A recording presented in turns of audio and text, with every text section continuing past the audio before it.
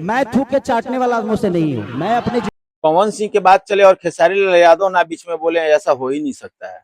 यहाँ दोस्तों ये खेसारी लाल यादव का एक इंटरव्यू है जिसमें खेसारी लाल यादव ये बोलते हुए नजर आ रहे हैं कि मैं औरों की तरह थूक के चाटने वाला नहीं हूँ, और ये डायरेक्टली पवन सिंह का नाम लेते हुए बोलते हैं। ये है हमारे खेसारी लाल यादव का पहचान है, और ये है खेसारी लाल यादव का विवाद, जिससे उनका गाना और वीडियो और जो भी है चल सके। ये उनका एक प्रोपगेंडा है, क्योंकि पावर स्टार पवन सिंह को जब तक वो नहीं खोदेंगे तब तक उनका वीडियो नहीं चलेगा, तब तक उनका गाना नहीं चलेगा, तब तक वो ट्रेंडिंग में नहीं बने रहेंगे।